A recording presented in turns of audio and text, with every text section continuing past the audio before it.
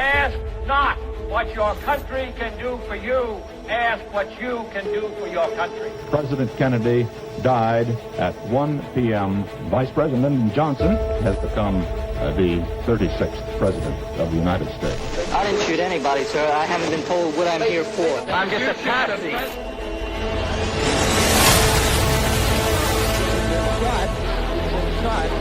Lee Oswald has been shot. Supporters of Israel's nuclear weapons program were in fact involved in the JFK assassination. There's only one person in the world that John Kennedy trusted unequivocally, and that was Robert Kennedy. Obviously I was there, but I don't remember any of that.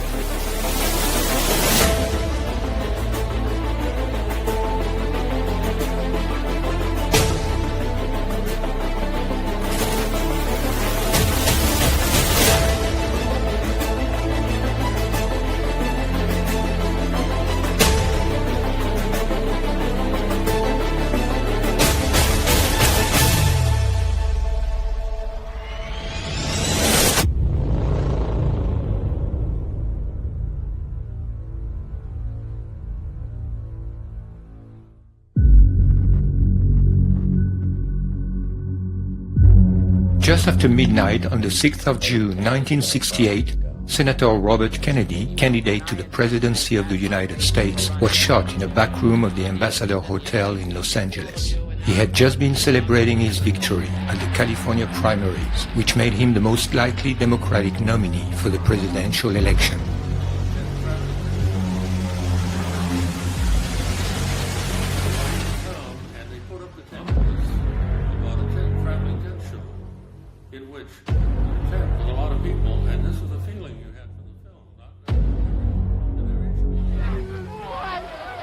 Robert would probably have won against the Republican candidate Richard Nixon. At the age of 43, he would have become the youngest American president ever, after being the youngest Attorney General. His death opened the way for Richard Nixon, who could finally become president 8 years after being beaten by John F. Kennedy. John had been assassinated 4 years and a half before Robert. Had he survived, he would probably have been president until 1968, and his brother might have succeeded him. Instead of that, John's vice president, Lyndon Johnson, took over the White House in 1963. He became so unpopular that he retired in 1968. Interestingly, Johnson became president the very day of John's death and ended his term a few months after Robert's death. He was in power at the time of both investigations. Both investigations are widely regarded as cover-ups. In each case, the official conclusion is rife with contradictions. We are going to sum them up in this film, but we will do more. We will show that the key to solving both cases resides in the link between them, and we will solve them beyond a reasonable doubt. Strangely, we rarely hear about the Kennedy assassinations as a plural. John's death in 1963 and Robert's in 1968 are generally treated as two unconnected tragedies, rather than as serial murders. When both killings are connected, it is by the nonsensical notion of a curse on the Kennedy family, rather than by the hypothesis of a common commissioner. This theme of the Kennedy curse, in which is included the plane accident that cost the life to John Kennedy Jr., is often associated to the alleged sins of John and Robert's father, Joseph Kennedy. A more rational explanation must take into account that John and Robert were more than just brothers. They were connected by an unshakable loyalty. All Kennedy biographers stress the absolute dedication of Robert to his elder brother. Robert had successfully managed John's campaign for the Senate in 1952, then his presidential campaign in 1960. John was deeply grateful for his support. Great appreciation to my brother Bobby, who has directed all our primary campaigns and the organization in all of them, as he did in my campaign for the Senate in 1952, and of course he has been the most essential figure. At the White House, John made Bobby not only his Attorney General, but also his most trusted advisor, even on matters of foreign or military affairs. He insisted, for example, on having him nearby during the whole Cuban Missile Crisis in October 1962. Traditionally, attorneys general have nothing to do with foreign policy. But after the Bay of Pigs, John Kennedy really wanted Bobby by his side, helping him to make the decisions on everything. Because there was only one person in the world that John Kennedy trusted unequivocally, and that was Robert Kennedy. Robert and John's communion of spirit struck their collaborators. No sooner did one of them begin a sentence than the other knew what he was saying. They understood each other so well that they talked in a kind of shorthand. Yet, Robert was very different from John. He was a sincerely religious man, devoted to his family. He had got married at the age of 24, long before his elder brother. With his wife Ethel, also a devout Catholic, he fathered 11 children. My mother and my father shared a belief that we are on earth for a short period of time, and that we are actually children of God. We prayed every night that John Kennedy would be the best president ever, and that my father would be the best attorney general ever. What John most appreciated in Robert was his sense of justice and the integrity of his moral judgment. It is Robert, for example, who encouraged John to fully endorse the cause of the black civil rights movement. We are confronted primarily with a moral issue. It is as old as the scriptures and is as clear as the American Constitution. The heart of the question is whether all Americans are to be afforded equal rights and equal opportunities. Whether we are going to treat our fellow Americans as we want to be treated. It was probably the first time in the history of our country that an American president would say that the question of civil rights, the question of race, was a moral issue. And he had the encouragement of Robert Kennedy to push him in this direction. Robert Kennedy was learning. He was growing. He said to me, "John, I now understand. The young people have educated me." And you could see it, you could feel it. And Robert Kennedy, during that period, became so convinced, not just as a politician, not just as the Attorney General, but as a human being, that it was time for there to be some major steps to end racial discrimination in America. Robert neither possessed John's charisma nor his ambition. After John's death, he felt that his brother's coat, which he had literally worn during his first month of mourning, was too big for him. When he finally decided to run for president in 1968, it was out of a sense of destiny to take up the torch of his brother's legacy. Robert knew that he was, in the eyes of millions of Americans, the legitimate heir to the murdered king, as well as his avenger. His public appearances led to displays of enthusiasm never seen before for a presidential candidate, and his total lack of concern for his own security only increased his prestige.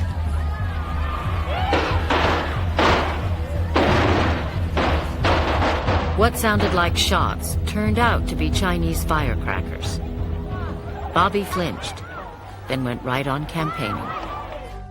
Given the exceptional bond between the Kennedy brothers and the unity between their presidential destinies, what are the odds that their assassinations were unrelated? Common sense suggests that they were killed by the same force and for the same motives, and that Robert was eliminated from the presidential race because he had to be prevented from reaching a position where he could reopen the case of his brother's death. Was there in 1968 any objective reason to believe that he intended to do that? That is the first question we must answer.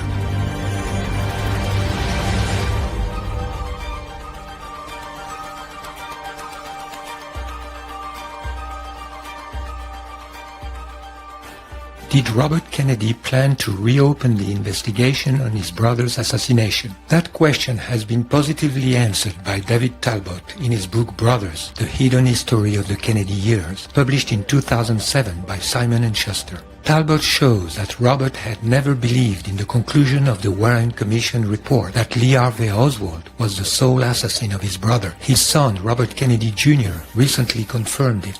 Knowing what to expect from Johnson, Robert had refused to testify before the Warren Commission, but he was compelled to write a statement saying that he knew of, quote, no credible evidence to support the allegations that the assassination of President Kennedy was caused by a domestic or foreign conspiracy, end of quote. To his close friends who asked him why he wouldn't voice his doubt publicly, he said, "There is nothing I can do about it, not now." Robert was alienated and closely monitored by the new president, Lyndon Johnson, and his friend FBI Director Edgar Hoover. Although still officially Attorney General, he knew he was powerless against the forces that had killed his brother. Yet Robert lost no time to start his own investigation. A mere week after JFK's death, November 29, Bill Walton, a friend of the Kennedys, traveled to Moscow and passed to Nikita Khrushchev via a trusted agent a message from Robert and Jacqueline Kennedy. According to the memo found in the Soviet archives in the 1990s by Alexander Fursenko and Timothy Naftali, Robert and Jackie wanted to inform the Soviet leader that they believed John Kennedy had been, quote, the victim of a right-wing conspiracy, that only RFK could implement John Kennedy's vision, and that the cooling that might occur in US-Soviet relations because of Johnson would not last forever. At the same time, Robert started his own investigations. He first asked CIA Director John McCone, a Kennedy friend, to find out if rogue agents within the agency had anything to do with the plot. Then, in March 1964, suspecting a vengeance from organized crime, he contacted mobster Jimmy Hoffa, his sworn enemy, whom he had battled for 10 years, and whom he suspected of having taken revenge on his brother. A face-to-face encounter was organized between the two men on an airport runway, and Robert came out convinced of Hoffa's innocence. Robert also asked his friend Daniel Moynihan to search for any complicity in the Secret Service, responsible for the president's security. With the publication of the Warren Commission report, Robert had the confirmation that he could not expect anything from his government as long as Johnson was in power. He also knew that his own investigations were under surveillance. He contacted a former MI6 officer that he knew from the time his father had been ambassador in London. This British officer, in turn, contacted some trusted friends in France. With the tacit support of Charles de Gaulle, arrangements were made for 2 French intelligence operatives to conduct, over a 3-year period, a quiet investigation that involved hundreds of interviews in the United States. Their report, replete with innuendo about Lyndon Johnson and right-wing Texas oil barons, was delivered to Bobby Kennedy only a month before his own assassination in June of 1968. After Bobby's death, the last surviving brother, Senator Ted Kennedy, showed no interest in the material. The investigators then hired a French writer to edit the material into a book under the pen name of James Hepburn. The book was first published in French under the title L'Amérique brûle, then in English under the title Farewell America. Robert Kennedy had planned to run for the American presidency in 1972, but the escalation of the Vietnam War precipitated his decision to run in 1968. I am announcing today my candidacy for the presidency of the United States. Another factor may have been the opening of the investigation by New Orleans District Attorney Jim Garrison in 1967. Garrison was allowed to view Abraham Zapruder's 8mm film confiscated by the FBI on the day of the assassination. This film, despite evident tampering, shows that the fatal shot came from the front of the president, and therefore not from the schoolbook depository located behind him, where Oswald was supposed to be shooting from. I looked at the wound again. I wanted to know and remember this the rest of my life. And the rest of my life, I will always know he was shot from the front. The Warren Commission investigation concluded the shots came only from behind. Dr. Crenshaw says they're wrong. The bullet struck about where and passed about where?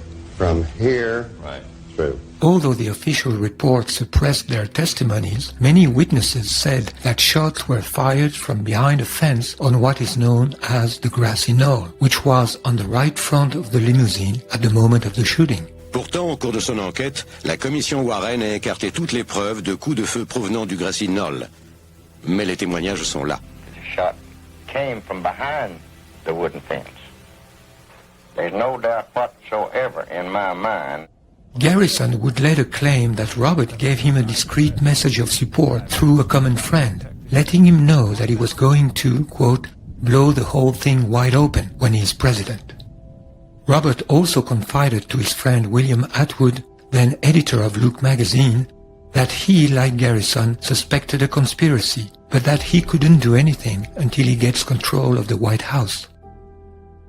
In conclusion, there can be little doubt that, had he been elected president, Robert Kennedy would have done everything possible to reopen the case of his brother's assassination in one way or another. This certainly did not escape John's murderers. They had no other option but to stop him. This first conclusion is a sufficient reason to conduct a comparative analysis of both Kennedy assassinations in search of some converging clues that might lead us on the track of a common mastermind. Let us begin with Robert's assassination, and let us first focus on the very special profile of his alleged killer.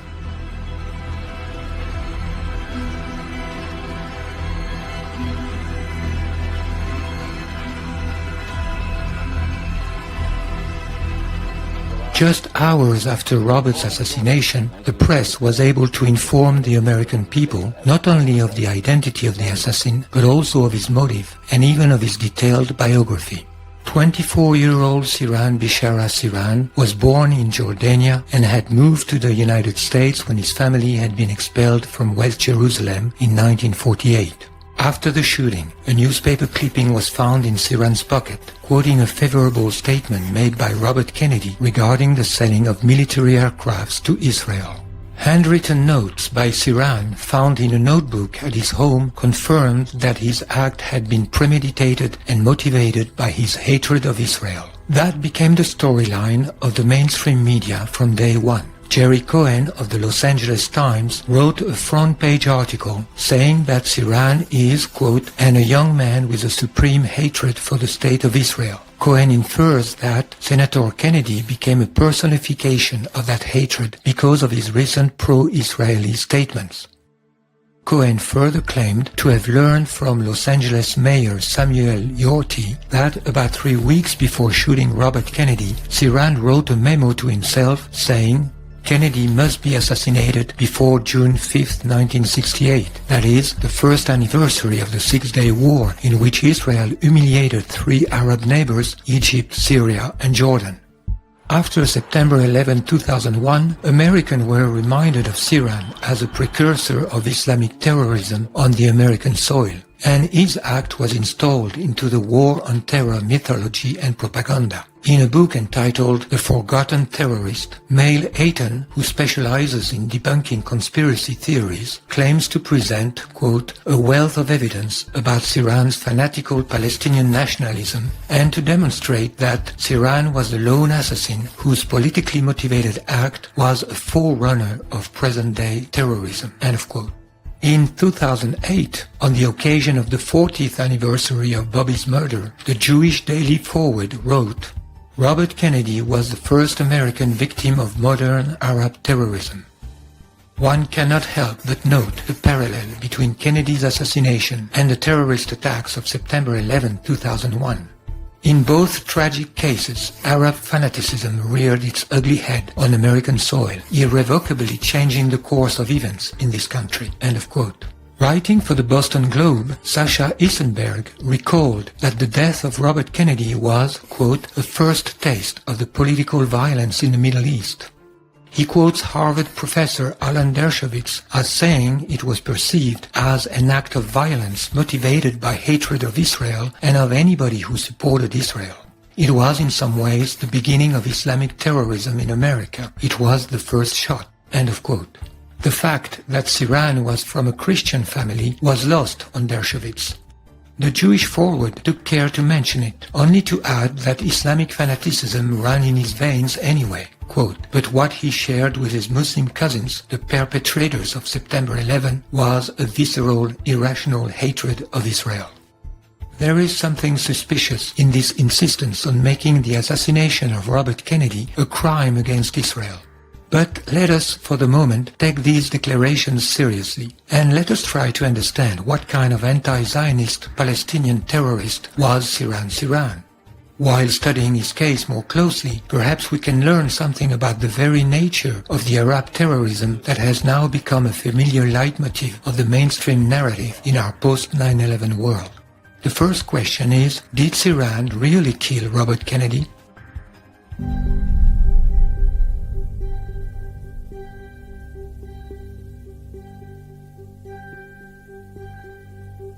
Ballistic and forensic evidence show that, in fact, none of Sirhan's bullets hit Kennedy.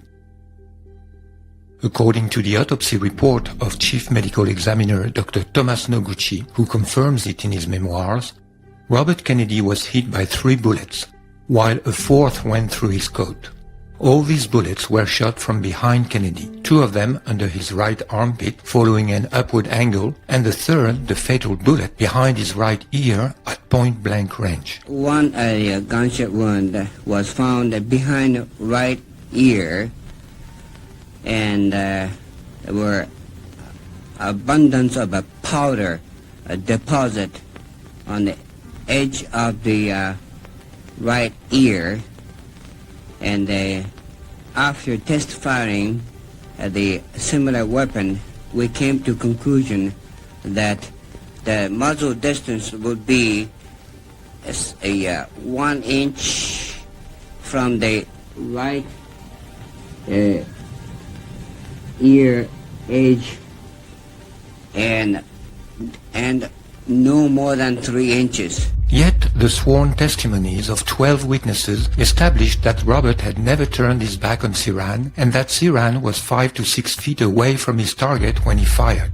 Moreover, Sirhan was physically overpowered by Karl Uecker after his second shot, and although he continued pressing the trigger mechanically, his revolver was then not directed towards Kennedy. By tallying all the bullet impacts in the pantry and those that wounded 5 people around Kennedy, it can be established that at least 12 bullets were fired, while Sirhan's gun carried only 8. Finally, a computer analysis of audio recordings during the shooting, made by engineer Philip Van Praag in 2008, confirms that 2 guns are heard. 13 shot sounds over a little bit over a 5-second interval of time. There are 2 shots and then a pause of about 1 1/3 seconds, and then a flurry of succeeding shots. The primary point that people need to recall is that the capacity of Sirhan's gun was 8 shots. He did not have time to reload. And so anything more than 8 shots proves there had to be a second gun firing within that kitchen pantry, period. We have strong evidence based upon this audio tape of 13 shots, 2 double shots, the make and the model of the gun, and the directionality of those shots into the back of Robert Kennedy. All this evidence has been gathered by attorney William Pepper in a 58-page file submitted in 2011 to the Court of California with a request that Sirhan's case be reopened. Bob was hit with 4 bullets were fired at him from the rear. From the rear now. 2 went through, 1 through the shoulder pad and 1 through the chest cavity that lodged in a ceiling tile that was actually behind Sirhan, where Sirhan was standing. So the senator, the shots from the senator were from behind, and the tracing of the bullets was slightly upward. So that's where the assassin was firing, and that's where he was standing behind the senator. And we have a view as to who that person was, but a good deal more probing and evidentiary work has to be done. If Sirhan did not kill Robert Kennedy, then who did? The presence of a second shooter was indicated by several witnesses and reported on the same day by a few news outlets. En ce qui concerne les agresseurs, ici à Paris, d'après les informations que nous transmettent les agences de presse, on dit qu'il y en aurait 2. There are strong suspicions that the second shooter was Thane Eugene Caesar, a security guard hired for the evening by the Hotel Ambassador owned by Meyer Schein. Caesar was stuck behind Kennedy at the time of shooting. Several witnesses saw him draw his pistol, and one of them, Don Schulman, positively saw him fire. As we were slowly pushed forward, another man stepped out, and he shot. Just then the guard, who was standing behind Kennedy, took out his gun, and he fired also. The next thing I knew is that Kennedy was shot 3 times. Now, how far was Sirhan from Senator Kennedy at the time? I would say approximately from 3 to 6 feet. Where was this guard who was firing his gun? He was standing directly to the side and back of Kennedy. On what side? He was standing on the right-hand side. Contract killer could not find a more efficient and concealed position to do his deed. First, a clear opening to shoot at the heart, with little chance to be seen by witnesses situated either in front of or behind the victim. Then another opportunity for a concealed coup de grace in the back of the head as the victim slumps to the floor. Incredibly, Caesar's weapon was never examined, and he was never interrogated, even though he did not conceal his hatred for the Kennedys. He told police he had sold his .22 3 months before the assassination. The receipt proves that it was sold after the assassination. The person who made out this receipt confirmed Caesar told him at the time of the sale, "Be careful of this weapon, it was involved in a police shooting." He was the obvious first suspect. The police brushed him off and never investigated him further. Even if we assume that Sirhan was the assassin of Robert Kennedy, another aspect of the case raises question. According to several witnesses, Sirhan seemed to be in a state of trance during the shooting and in a state of disorientation just after. More importantly, Sirhan has always claimed that he has never had any recollection of his act, even though, on the suggestion of his attorney, he admitted to have done it. For this, he was sentenced to death penalty. But the death penalty was abolished in California soon after, and his sentence was turned into life imprisonment. 50 years after the fact, Sirhan continues to claim, However, I not only have never been able to remember what happened in that place at that time, but I have not been able to remember many things and incidents which took place in the weeks leading up to the shooting. What do you remember about the shooting, if you're willing to talk about that? I was there, but I don't remember the exact moment. I don't remember pulling my gun out of my body or whatever it was located, and I don't remember aiming at any human being. I don't remember any of that. Since 1968, several psychiatric analyses, including lie detector tests, have confirmed that Sirhan's amnesia is not faked. Therefore, experts in hypnosis and mental manipulation believe that Sirhan has been submitted to hypnotic programming. It was obvious that he had been programmed to kill Robert Kennedy and programmed to forget that he'd been programmed. This hypothesis is consistent with some repetitive lines written in a notebook found in Sirhan's room, which are reminiscent of automatic writing.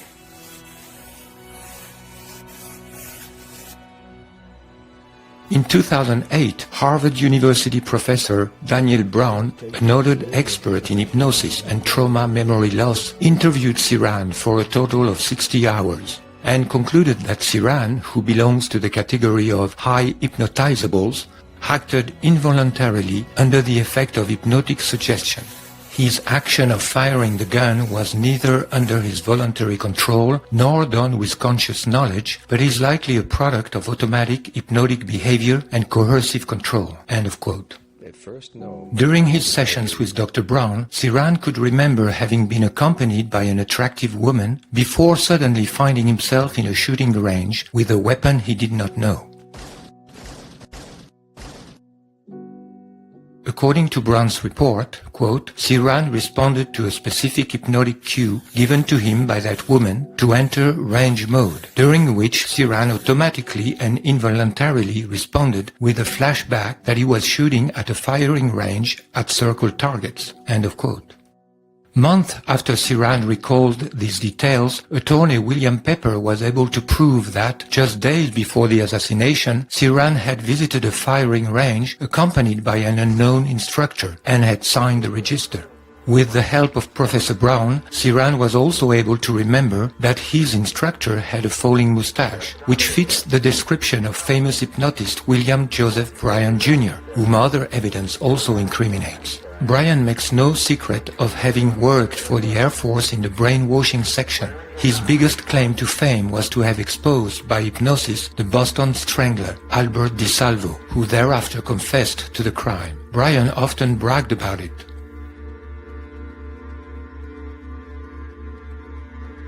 This is significant because in the notebook found at Siran's home that Siran recognized to be in his own handwriting, but that he cannot remember having written, we find this: God help me, please help me, Salvo, Di Salvo, Di Salvo. It is surmised that he heard the name while under hypnosis. You have to have the person locked up physically to have control over them. You have to use a certain amount of physical torture involved. And there is also the use of long-term hypnotic suggestion, probably drugs, whatever, and so on. Under these situations where you have all this going for you, like the prison camp and so on, yes, you can brainwash a person to do just about anything. What I'm speaking about are the innumerable instances that we ran into when I was running the country's brainwashing and anti-brainwashing programs. We know that in the 1960s, American military agencies were experimenting on mental control. Dr. Sidney Gottlieb, son of Hungarian Jews, directed the infamous CIA MK-Ultra project, which, among other things, was trying to answer questions like, can a person under hypnosis be forced to commit murder? According to a declassified document dated May 1951. We also know that Siran was attending meetings of occultist circles, practicing mental experiments, and this may have created opportunities to submit him to hypnotic programming. Israeli journalist Ronen Bergman has recently revealed that in May 1968, the month preceding Robert Kennedy's assassination, the Aman, the Israeli military intelligence, was planning to assassinate Yasser Arafat by hypnotically programming a Palestinian. The idea was proposed by a Navy psychologist named Binyamin Shalit, who claimed that, quote, if he was given a Palestinian prisoner, one of the thousands in Israeli jails, with the right characteristics, he could brainwash and hypnotize him into becoming a programmed killer. He would then be sent across the Jordan, join the Fatah there, and, when the opportunity arose, do away with Arafat. End of quote. The proposal was approved. Shalit selected a 28-year-old Palestinian from Bethlehem, whom he judged easily suggestionable. The operation failed, but it proved that in 1968, precisely, Israel was experimenting methods of assassination identical to the one used against Robert Kennedy.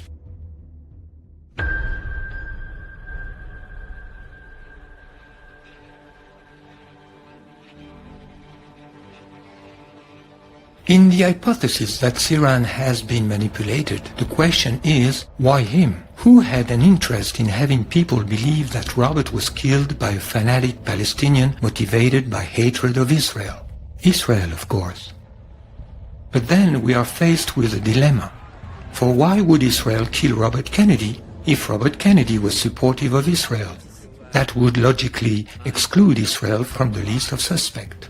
The dilemma rests on a misleading assumption, which is part of the deception. In reality, Robert Kennedy was not pro-Israel. He was simply in an electoral campaign. As everyone knows, a few good wishes and empty promises to Israel are an inescapable ritual in such circumstances. Robert's statements did not exceed the minimal requirements. It is claimed that Siran had in his pocket a newspaper clipping from the May 27 issue of Pasadena's Independent Star News, mentioning that Robert Kennedy had declared in an Oregon synagogue, quote, the United States should, without delay, sell Israel the 50 Phantom jets she has so long been promised, end of quote.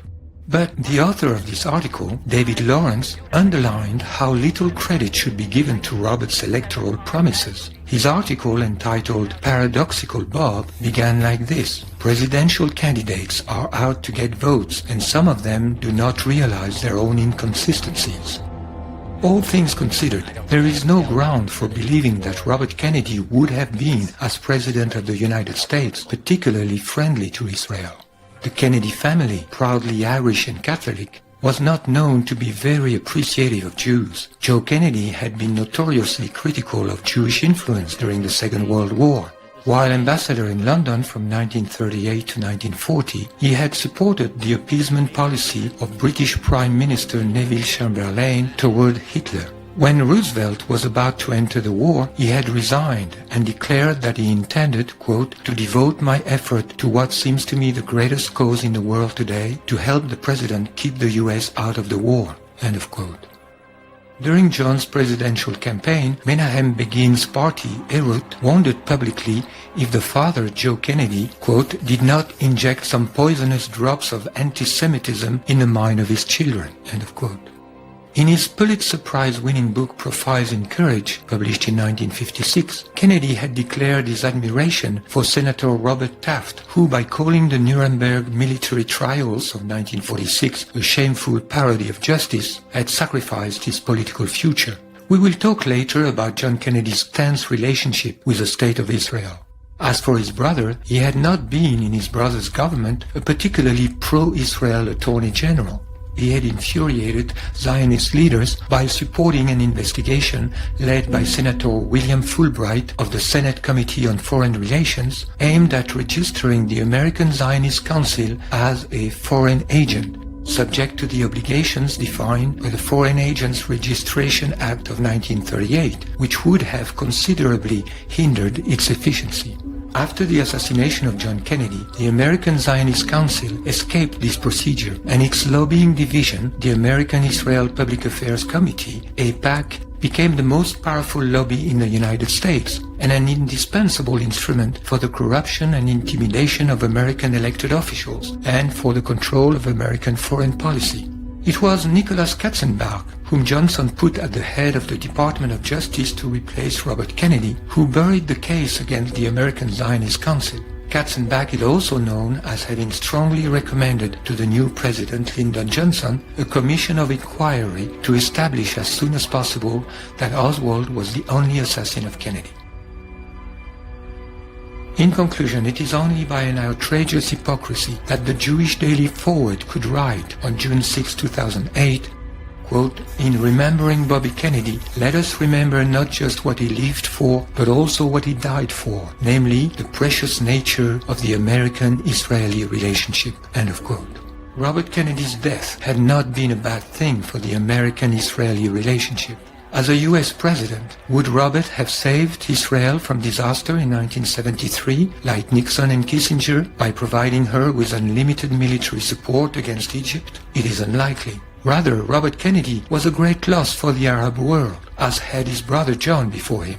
Of course, the fact that the Zionist media lied when granting Robert Kennedy some kind of posthumous certificate of goodwill towards Israel and thereby provided Israel with a kind of fake alibi is not a sufficient reason for accusing Israel of having murdered Robert.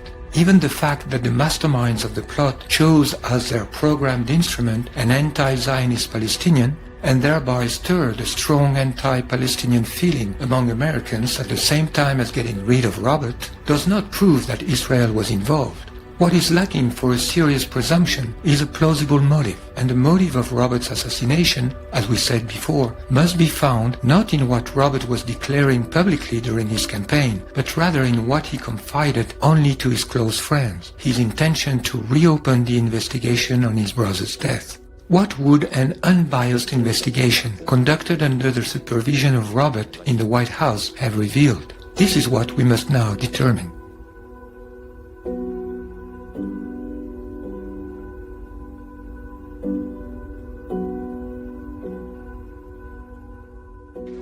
It is obvious for any person even vaguely informed that a genuine investigation would prove that Oswald was only the unwilling instrument of the plotters, a scapegoat prepared in advance to be blamed for the crime and then be slaughtered without a trial. I'm just a patsy. We will not here review the evidence which contradicts the official thesis of the lone gunner. They can be found in numerous other books and films. Just as notorious is the theory according to which the plot to kill Kennedy originated from the CIA, or rather from a secret network within the CIA in collusion with extremist elements in the Pentagon. That thesis looms the largest among conspiracy theories found in books, articles and films that have been produced for 50 years since the Kennedy assassination. Rather than examining one by one all the arguments of this theory, we shall here trace back its origin. If the trail of the CIA is such a well-trodden path among Kennedy researchers, it is because it has been cut and marked by the mainstream media themselves, as well as by Hollywood. And that began even before the assassination, on October 2, 1963, with an article in the Washington Daily News picked up by the New York Times chief Washington correspondent Arthur Kroc. The article denounced the CIA's unrestrained thirst for power and quoted an unnamed very high official who claimed that, quote, even the White House could not control it any longer, and that if the United States ever experiences an attempt at a coup to overthrow the government, it will come from the CIA and not from the Pentagon, end of quote. Without saying so, Kroc was letting his readers believe that the very high official whom he quoted was none other than the president himself, who was sending a message to the public via the press. In such a way, the New York Times was planting a sign a month and a half before the Dallas killing, pointing to the CIA as the most likely instigator of the upcoming coup. The sign said, "The president is going to fall victim of a coup, and this will come from the CIA." In the 1970s, the mainstream media and publishing houses again played a major role in steering conspiracy theorists toward the CIA trail, while avoiding any hint of Israeli involvement. One major contributor to that effort was the Israeli-American Alan Weberman, a close associate to Jewish Defense Organization, with his 1975 book, Coup d'Etat in America, The CIA and the Assassination of John F. Kennedy, co-authored by Michael Canfield. Weberman acknowledged Richard Pearl's assistance in his investigation. His book contributed to the momentum that led the House Select Committee on Assassinations to reinvestigate in 1976 the murders of JFK and Dr. Martin Luther King, with a special focus on the CIA and organized crime. It is also in this context that Newsweek journalist Edward J. Epstein published an interview of George de Mohrenschildt, a Russian geologist and consultant for Texan oilmen who had befriended Oswald and his Russian wife in Dallas in 1962. De Mohrenschildt admitted that Oswald was introduced to him at the instigation of a CIA agent. The problem is that de Mohrenschildt was in no position to confirm or deny the words that Epstein ascribed to him. He was found dead a few hours after giving the interview. De Mohrenschildt's death was ruled a suicide. The sheriff's report mentions that in his last month he complained that, quote, the Jews and the Jewish mafia were out to get him. Needless to say, Epstein didn't mention anything about this. We should also mention author Mark Levin by his real name. He was the first to incriminate the FBI and the CIA directly in his articles and then in a 1966 book, Rush to Judgment, which received considerable media coverage. Lane was adamant that the CIA was the culprit in his last book, published in 2011, Last Word, My Indictment of the CIA in the Murder of JFK. That Israeli agents had been instrumental in spreading conspiracy theories targeting the CIA has become evident with Oliver Stone's film JFK, released in 1991, starring Kevin Costner in the role of District Attorney Jim Garrison. This film, which shook public opinion to the point of motivating the President John F. Kennedy Assassination Records Collection Act of 1992, was produced by Arnon Milchan, described in a 2011 biography as being from his youth, quote, one of the most important covert agents that Israeli intelligence has ever fielded. Milchan was working in particular to boost Israel's nuclear program. In 2013, Milchan publicly revealed his extended activity as a secret agent of Israel.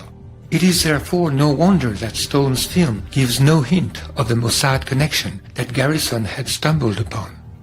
All these examples demonstrate that the charges against the CIA have been the subject of considerable investment by others who are predominantly Jewish and benefited from an effective echo chamber in the mainstream press. The mainstream news and entertainment industry engaged in double-dealing. While ostensibly defending the official theory of the lone gunner on the front page, they channeled the skeptic's scrutiny towards the CIA. This is a typical strategy of Israel, occupying the ground of protest and creating a rigged debate excluding any reference to Israel.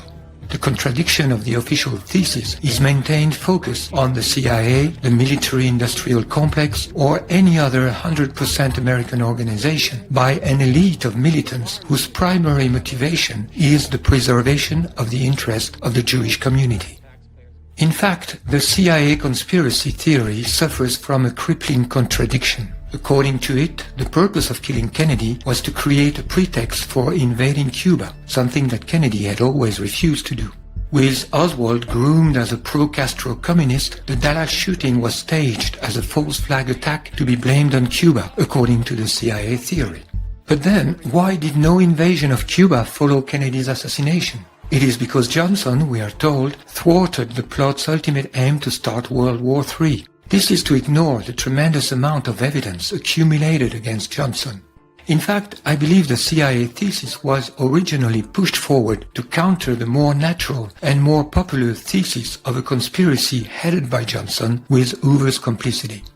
Another weakness in the CIA theory is the fact that researchers following this lead seem unable to come to any agreement about the mastermind of the plot. In fact, one of the names that come up most often is James Jesus Angleton, the head of counterintelligence within the CIA.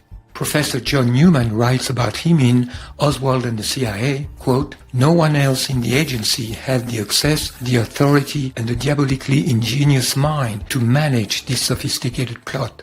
But, as a matter of fact, Angleton was also the Mossad liaison for the CIA, as head of the CIA's Israel office, and he is widely recognized as having been an Israeli mole. One of his biographers, Tom Mangold, states, Angleton's closest professional friends overseas came from the Mossad, and he was held in immense esteem by his Israeli colleagues and by the State of Israel, which was to award him profound honors after his death. Moreover, it has been revealed by reporter Joe Trento of the Sunday News Journal that it was Angleton himself who, in the 70s, played a key role in keeping the CIA under scrutiny by leaking to the press a secret memo he had written himself about the embarrassing presence of CIA agent Howard Hunt in Dallas on November 22, 1963.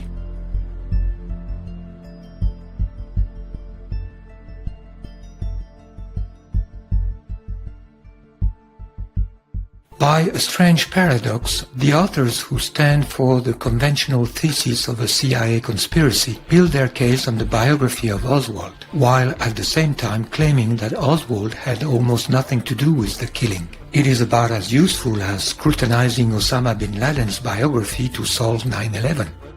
If Oswald was just a patsy, as he claimed, the quest for the real culprits must logically begin by investigating the man who shot Oswald 2 days after his arrest in the Dallas police station, thus preventing a judgment that would have revealed the weakness of the accusation against Oswald. Oswald's assassin is known as Jack Ruby, but few people know that his real name was Jacob Leon Rubinstein, that he was the son of Jewish Polish immigrants, and that, to the Warren Commission, he had explained his presence in the police station as a Yiddish translator for Israeli reporters. Originally from Chicago, Ruby was a member of the Jewish underworld, known as the Yiddish Connection. His mentor was Los Angeles gangster Mickey Cohen, whom he had known and admired since 1946. Cohen was the successor of the famed Benjamin Siegelbaum, known as Bugsy, one of the bosses of Murder Incorporated, the most brutal crime syndicate in the US. Mickey Cohen was in contact with Menahem Begin, the former Irgun chief, a specialist of false flag terrorism. Cohen was infatuated with the Zionist cause, as he explained in his memoir, quote, Now I got so engrossed with Israel that I actually pushed aside a lot of my activities and done nothing but what was involved with this Irgun war." End of quote.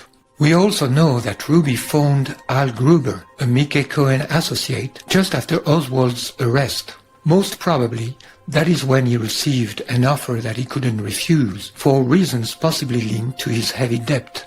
Ruby died from a rapidly spreading cancer in 1967, so he wouldn't have been around for a new trial under Robert Kennedy's presidency. Yet his Irgun connections and some of his recorded statements were highly disturbing.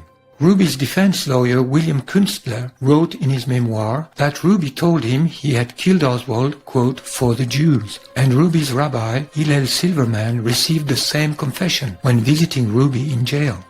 Ruby is only an intermediary link in a conspiracy that begins with the ambush of Dallas, extends to the cover-up of the Warren Commission, and involves a pact of silence with the directions of the major media. At every level of the conspiracy, we find the fingerprints of the Israeli deep state. Let's begin with the Dallas ambush. JFK's trip to Dallas had no official character and was sponsored by a powerful business group known as the Dallas Citizens Council. Kennedy was on his way to the reception organized in his honor when he was shot. The Dallas Citizens Council was a powerful group dominated by Jewish businessmen like the wealthy Julius Sheps, described by Brian Edward Stone in The Chosen Folks, Jews on the Frontiers of Texas as, quote, "a member of every synagogue in the city and de facto leader of the Jewish community," end of quote.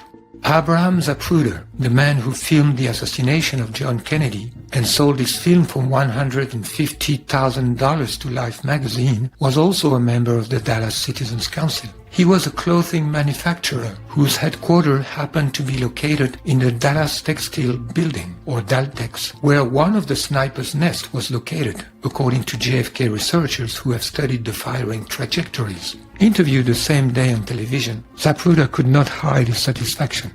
The host committee inviting Kennedy was chaired by another influential figure of the wealthy Jewish community in Dallas, advertising executive and PR man Sam Bloom.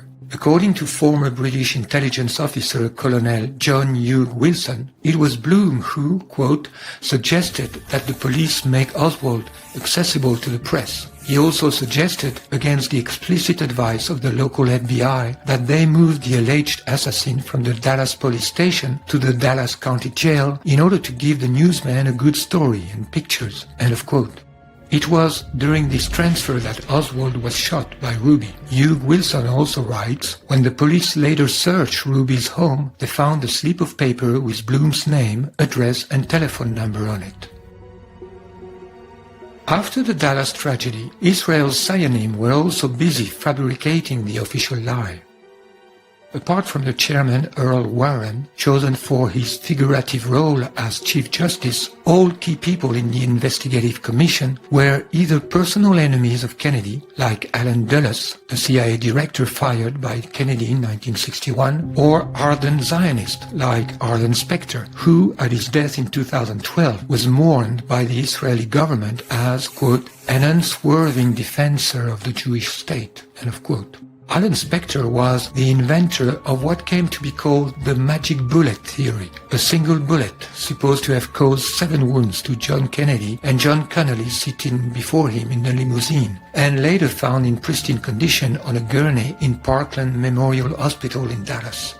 In conclusion, at every step of the plot, we find a Zionist cabal, including businessmen, politicians, and gangsters, not forgetting media executives, all devoted to Israel. The most plausible motive for Israel to kill Kennedy has been revealed by 2 books in the 1990s, The Samson Option by Seymour Hersh, then Israel and the Bomb by Avner Cohen. And the lead has been followed up in 2007 by Michael Karpin in The Bomb in the Basement. What these investigators reveal is that John Kennedy, informed by the CIA in 1960 that Israel was developing its own nuclear weapons in the Dimona complex in the Negev desert, was firmly determined to force Israel to renounce it, and engaged in a showdown with David Ben-Gurion, who was both Israel's prime minister and defense minister. Ben-Gurion was convinced that by trying to prevent Israel from acquiring the bomb, Kennedy was endangering the very survival of the Jewish state, to which he had devoted his entire life. Ben-Gurion wrote in one of his last letters to JFK, "Mr. President, my people has the right to exist, and this existence is in danger." Kennedy, however, remained unyielding. In a letter dated June 15, 1963, he demanded an immediate first visit, followed by regular visits every 6th month. Otherwise, he wrote, this government's commitment to and support of Israel could be seriously jeopardized. The result was unexpected. Ben-Gurion avoided receiving the letter by announcing his resignation on June 16. As soon as a new Prime Minister Levi Eshkol took office, Kennedy sent him a similar letter dated June 5, 1963, but never got an answer. Did Ben-Gurion resign in order to deal with Kennedy from a deeper level? This is not implausible, because 11 days after resigning, Ben-Gurion was more committed than ever to provide Israel with the nuclear weapon. He said in a speech, "I do not know of any other nation whose neighbors declare that they wish to terminate it, and not only declare, but prepare for it by all means available to them. Our numbers are small, and there is no chance that we could compare ourselves with America's 180 million, or with any Arab neighboring state. There is one thing, however, in which we are not inferior to any other people in the world. This is the Jewish brain, and the Jewish brain does not disappoint. Jewish science does not disappoint. I am confident that science is able to provide us with the weapons that will serve the peace and deter our enemies." End of quote. 5 months later, Kennedy's death relieved Israel of all pressure to stop its nuclear program and of all risk of publicity on this program. John McCone, the CIA director named by Kennedy to inform him about Israel's Dimona project, resigned in 1965, complaining about Johnson's complete lack of interest.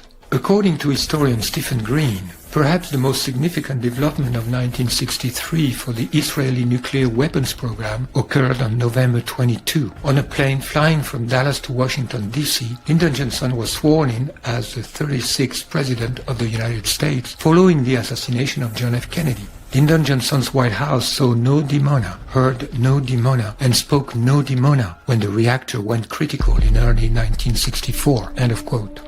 Kennedy's determination to make Israel's Dimona project abort was only part of the Kennedy problem. Kennedy had committed himself to Arab heads of state to support UN Resolution 1994 for the right of return of the 800,000 Palestinian refugees expelled in 1947-48. For the last time on November 20, 1963, the United States delegation to the United Nations put this issue back on the agenda, causing a strong protest in Israeli circles.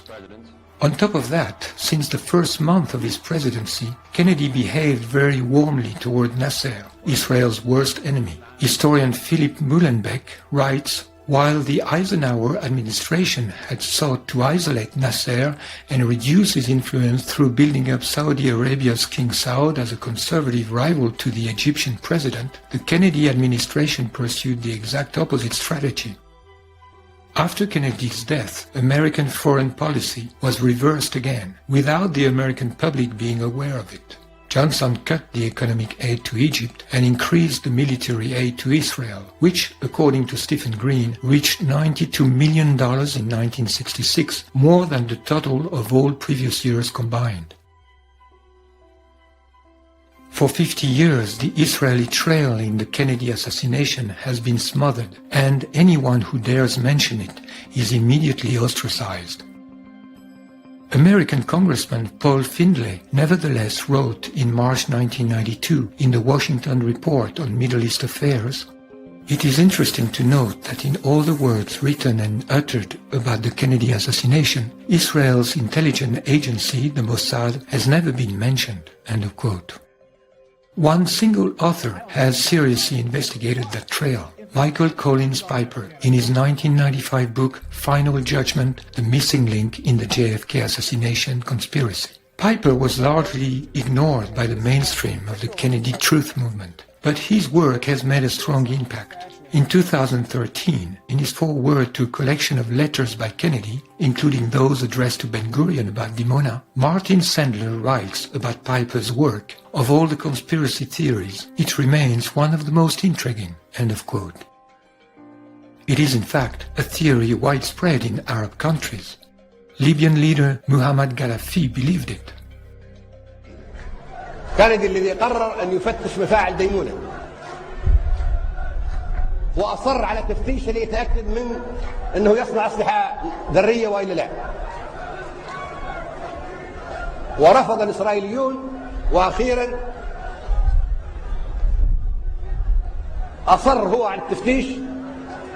كان المخرج من هذه الأزمة هو استقالة بن-غوريون، استقال حتى لا يوافق على تفتيش مفاعل ديمونة، وأعطى الضوء الأخضر بقتل كندي، وهكذا قتل كندي بسبب مفاعل ديمونة وإصراره على تفتيشه.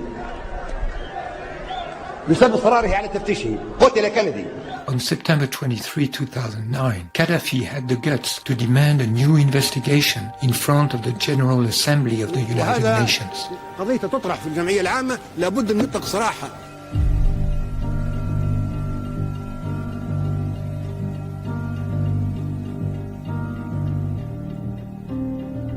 Several investigators have identified Lyndon Johnson as the mastermind of the Kennedy assassination. It is beyond doubt that the plotters acted with the foreknowledge that Johnson, who immediately stepped in as head of state after Kennedy's death, would cover them. The context of national crisis enabled Johnson to bully both justice and the press while achieving his life's ambition. Johnson not just benefited from the plot, he participated in its elaboration. As a former senator from Texas, he could mobilize high-ranked accomplices in Dallas to prepare the ambush. Johnson also exerted a tight control on the Navy, where he had obtained the privilege to name his Texan partners as Navy Secretary, first John Connolly in 1961, then Fred Korth 1 year later.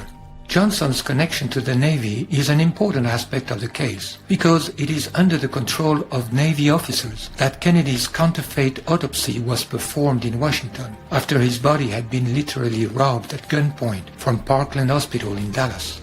The autopsy report from the Navy hospital stated that the fatal bullet had entered the back of Kennedy's skull, in contradiction to the unanimous testimonies of the Dallas hospital staff.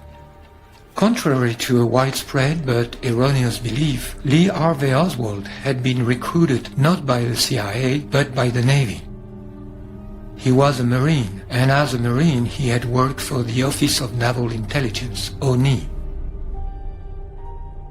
Johnson had actually taken advantage of his connections in the Navy to participate in the greatest corruption ever recorded at that time. His accomplice, Fred Korth, was forced to resign as Navy Secretary in November 1963, only weeks before the Dallas coup, after the Justice Department, headed by Robert Kennedy, had implicated him in a fraud involving a $7 billion contract for the construction of 1,700 TFX military aircraft by General Dynamics, a Texas company. Johnson's personal secretary, Bobby Baker, was charged in the same case, and the scandal was about to blow up on Johnson's face. Because of this mounting scandal and other suspicions of corruption, Kennedy was determined to change vice president for his upcoming re-election campaign. While in Dallas the day before the president's visit, Richard Nixon publicized the rumor of Johnson's removal, as the Dallas Morning News reported on the morning of November 22. Instead, Johnson became president that very day. Many Americans immediately suspected Johnson's involvement in the Dallas coup, and all the more after the publication in 1964 of a book by James Evetts Haley, A Texan Look at Lyndon, which portrayed Johnson as a man of unlimited ambition and corruption. According to his biographer Robert Caro, Johnson had, quote, a hunger for power so fierce and consuming that no consideration of morality or ethics, no cost to himself or to anyone else could stand before it. Robert Kennedy himself suspected Johnson, whom he had always despised and mistrusted. He is reported as saying, "Johnson lies all the time. I'm just telling you, he just lies continuously about everything. In every conversation I have with him, he lies. As I've said, he lies even when he doesn't have to." End of quote. Through the years, a great amount of evidence and testimonies have been gathered against Johnson in the killing of John Kennedy. The evidence incriminating Johnson does not conflict with the evidence against Israel. Both trails converge in the person of Jack Ruby. The hypothesis that Ruby acted with knowledge of Johnson's involvement is a likely explanation for some of his odd statements to the Warren Commission. He insisted on being brought to Washington to speak directly to Johnson and added, "There will be a certain tragic occurrence happening if you don't take my testimony and somehow vindicate me so my people don't suffer because of what I have done." End of quote. He said that he feared that his act would be used, quote, to create some falsehood about some of the Jewish faith, end of quote, but added that, quote, "maybe something can be saved if our president, Lyndon Johnson, knew the truth from me," end of quote. Ruby seemed to have attempted to send a message to Johnson through the commission, or rather a warning that he might spill the beans about Israel's implication if Johnson did not intervene in his favor. We get the impression that Ruby expected Johnson to get him out of prison, just as in 1952 Johnson had managed to avoid prison for his killer Malcolm Wallace, although found guilty of first-degree murder on Johnson's sister's lover who had tried to blackmail Johnson.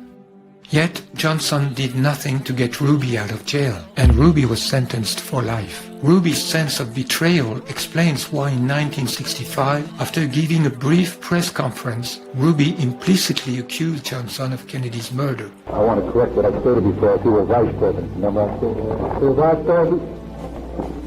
Yes, I did when I mentioned about Adlai Stevens, because he was vice president. There has never been an assassination of our beloved President Kennedy. Would you explain it again?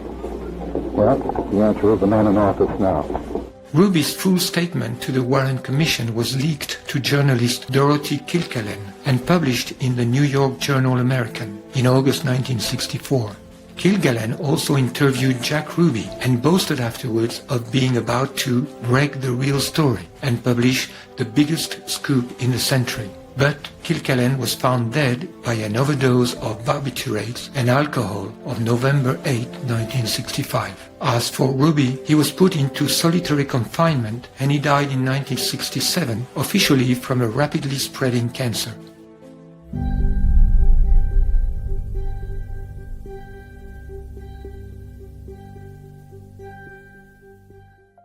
Jack Ruby is not the only element connecting Johnson to Israel. Far from it.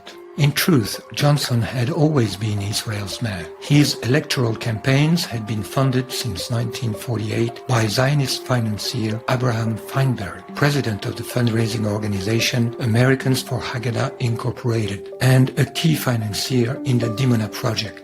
It is the same Abraham Feinberg who, after the Democratic primaries in 1960, made the following proposal to Kennedy, as Kennedy himself reported to his friend Charles Bartlett. "We know your campaign is in trouble.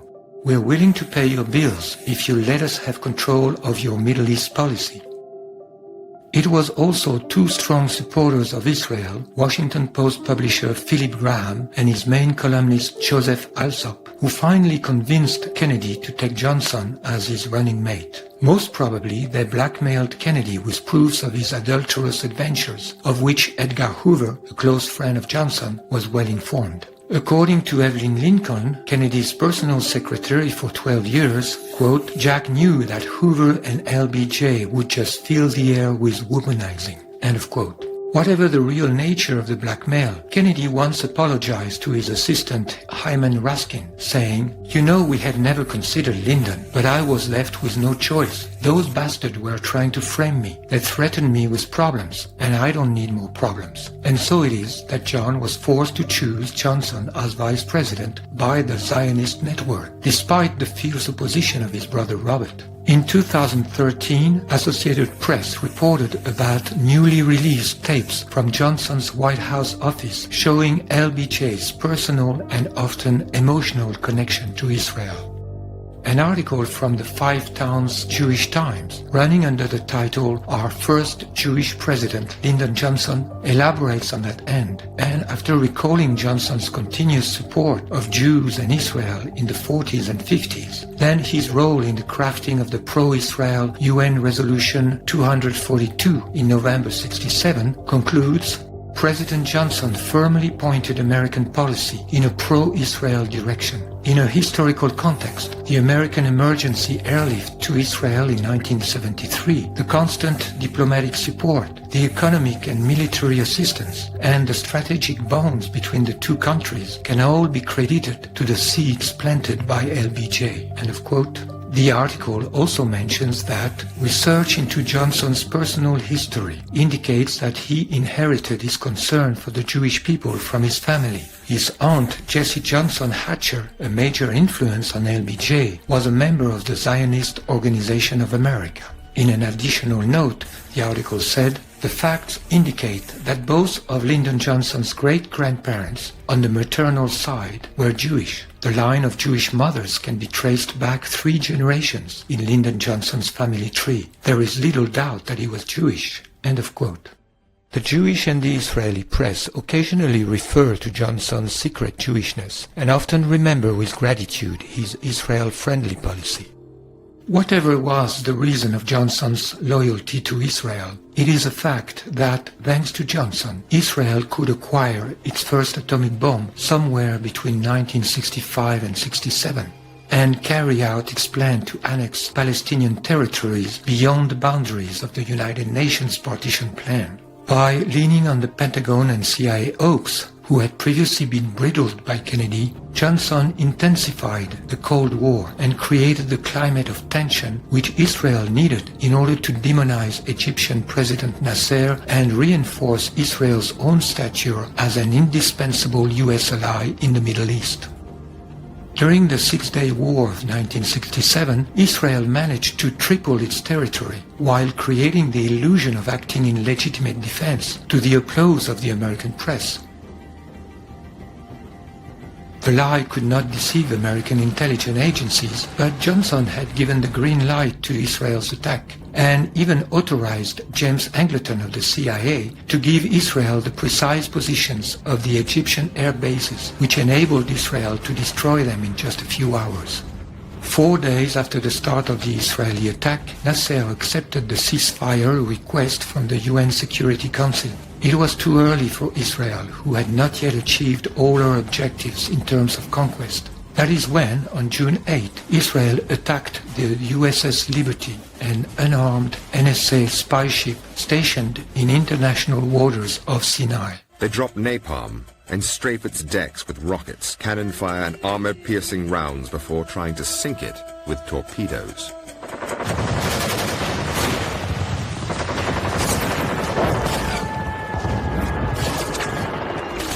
We had no way to defend ourselves, and we're just slaughtered. The ship was bombed, strafed, and torpedoed during 75 minutes by Israeli Mirage jets and 3 torpedo boats, while Johnson from the White House intervened to prohibit the nearby 6th Fleet from rescuing it. Even the lifeboats were machine-gunned. The attack would have been blamed on Egypt if it had succeeded, that is, if the ship had sunk and its crew had been exterminated. The operation would then have given Johnson a pretext for intervening on the side of Israel against Egypt. But it failed. The USS Liberty affair was suppressed by a commission of inquiry headed by Admiral John Sidney McCain II, father of John McCain III, who recently supported ISIS terrorists against Syria. Everyone in the national security team recommended arming ISIS. Johnson accepted Israel's spurious targeting error explanation.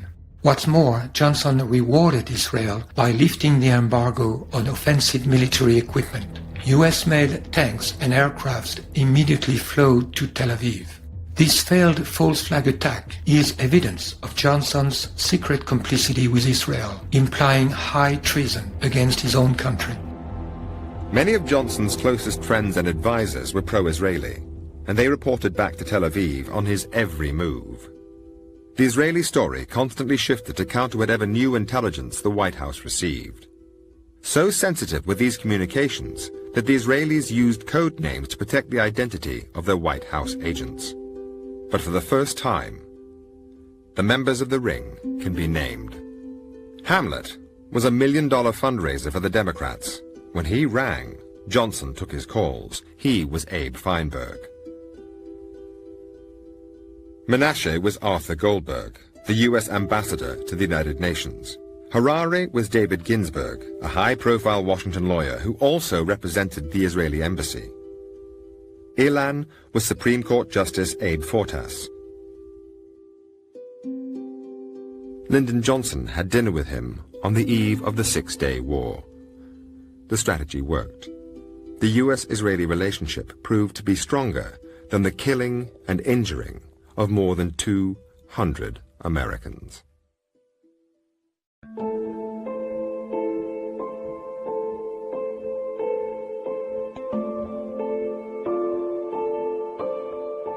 In conclusion, besides the fact that John and Robert were brothers, their assassinations have at least two things in common: Johnson and Israel. First, their deaths are precisely framed by Johnson's presidency, which was also marked by other political assassinations, such as Martin Luther King's. Johnson was in control of the two investigations on John and Robert's murders. Secondly, in both cases, the central element that contradicts the official story strongly suggests the implication of the Israeli deep state. In the case of Robert, it is the choice of the manipulated patsy, which was obviously meant to disguise Robert's assassination as an act of hatred against Israel. In the case of John, it is the identity of the man tasked with killing the patsy, a Jewish gangster linked to the Irgun.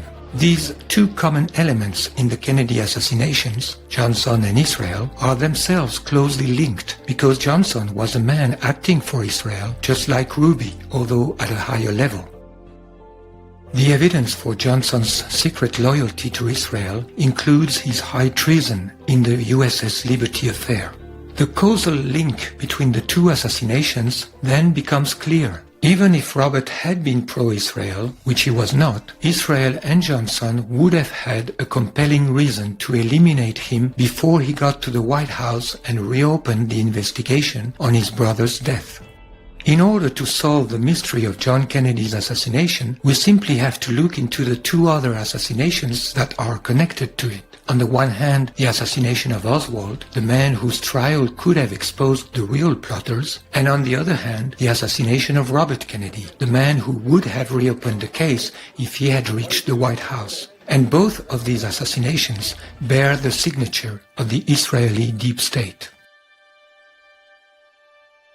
The Kennedy assassinations are obsessing the American psyche and corrupting its character. The sense of a terrible truth hidden by the government is making America deeply neurotic, like a repressed family secret affecting the whole personality.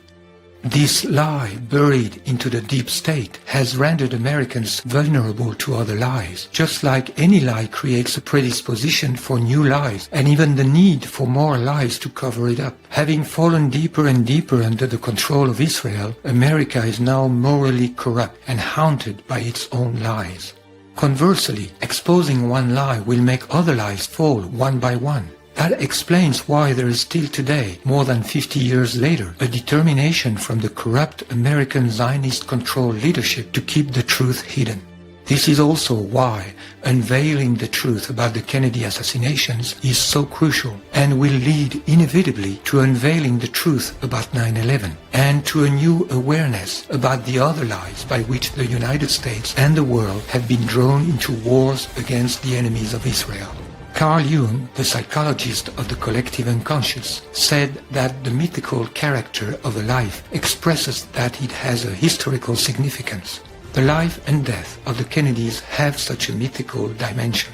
The Kennedy dynasty embodied the Irish Catholic root and branches of the American people, with all that it represents in terms of antagonism to English Puritanism, the most Judaized branch of Christianity. This antagonism goes back to the martyr of Ireland under British oppression. During the Second World War, the Republic of Ireland remained neutral, refusing to ally itself to the British. Joseph Kennedy was then a leading figure of the isolationist. Like Charles Lindbergh, he believed that wealthy Jews were pushing the Roosevelt administration into total war against Germany. After the war, an increase in Jewish cultural influence and a decline of the Irish Catholic voice could be observed. In that context, the presidency of John Kennedy was, in the collective psyche and the destiny of the United States, of great spiritual significance. This meta-historical significance of the Kennedys did not escape the Zionist Jews, inhabited by the supremacist geopolitical project of their ancient scriptures, and placing all their hopes in their ability to influence U.S. foreign policy in favor of Israel. There is in the Kennedy tragedy a providential meaning. This is why the light on this affair will mark the beginning of the end of the mental control exercised by the Zionist movement on America and the West in general. One day, hopefully, the Kennedy brothers will receive in the United States the national recognition they deserve as heroes and martyrs in the fight against Israel's global crime.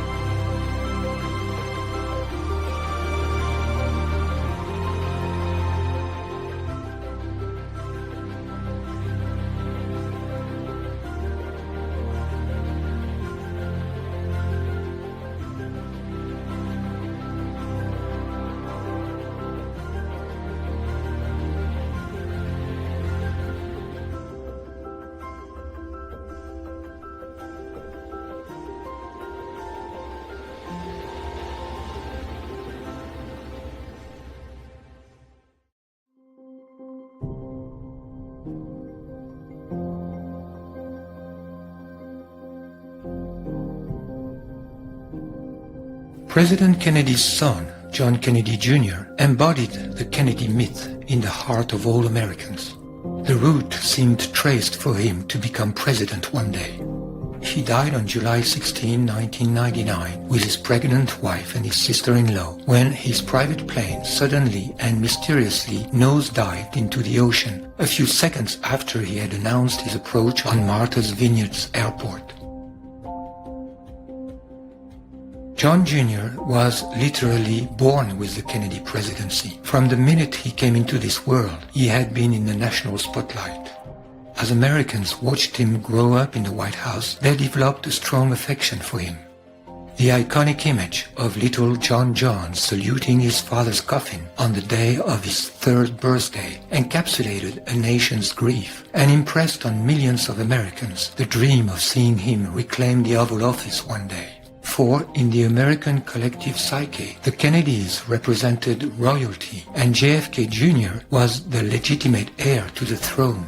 In 1995, John launched his political magazine George. Under the appearance of superficiality, it engaged in controversial issues of deep politics that reflected John's interest for conspiracy issues. For example, in December 1996, George was the only mainstream magazine exploring the inconsistencies of the official report on the explosion of flight TWA 800 soon after leaving JFK International on July 17, 1996. The National Transportation Safety Board claimed it was an accident, although 375 witnesses saw 1 or 2 bright flare objects hit the plane, many of them believing it was a missile. Israeli intelligence had actually tried to put the blame on an Iranian missile, but some investigators believed this was in fact a failed Israeli false flag attack designed to force the United States into retaliating against Iran. In March 1997, George published an article by the mother of Yigal Amir, the man convicted of assassinating Israeli Prime Minister Yitzhak Rabin, claiming that her son had been manipulated by Israeli deep state operatives. In October 1998, John Kennedy Jr. released a special conspiracy issue of George magazine, which included an article by film director Oliver Stone. According to testimonies from his friends, John Jr. was haunted by the death of his father and quite knowledgeable about independent investigations about it. At age 39, John was preparing his entry into politics, and he was about to announce it publicly. He had also expressed to his friend his ambition to ultimately reach for the presidency. While trying to shield him from celebrity, his mother Jackie had raised him in the worship of his father and in the idea of his own presidential destiny. According to his biographers, in 1999, John had made up his mind to launch his political career. Given his personality and his immense popularity, he had high chances to make it to the presidency in less than 20 years. John Jr. would have started his political career in New York, the city he loved and that loved him. According to some of his friends, he would have aimed at the seat of governor in 2003. According to others, he had decided to run for the New York Senate seat in 2000. This is the seat that his uncle Bobby had occupied from 1964 to 1968, and that Daniel Moynihan, a former assistant to President Kennedy, was going to leave vacant in 2000. John's chances were great. According to his biographer Christopher Anderson, John's plan interfered with Hillary Clinton's. The Clintons, who were to leave the White House in January 2001, had just purchased a home in New York State, and Hillary was gearing up to run for the Senate as a stepping stone to her own presidential future. Hillary had never resided in New York State before, and her chances to beat John Jr. were very weak. John's death allowed her to win the seat. Has the American Zionist criminal deep state perceived the danger that John Jr. represented from the moment he started his political career? Many elements suggest that his death had not been an accident. Several witnesses testified having heard or seen his plane explode. Its sudden and steep fall cannot be explained as a pilot's error, as claimed by the official report. On the order of President Clinton, the rescue and recovery missions were conducted under national security conditions by the Navy, and the investigation was supervised by the same people in the National Transportation Safety Board who had falsified the investigation on TWA 800. Once the bodies were recovered, no autopsy was conducted. They were cremated and their ashes scattered at sea in a Navy ceremony, although this was not in the tradition of either families. John would certainly have wished to be buried beside his father and mother.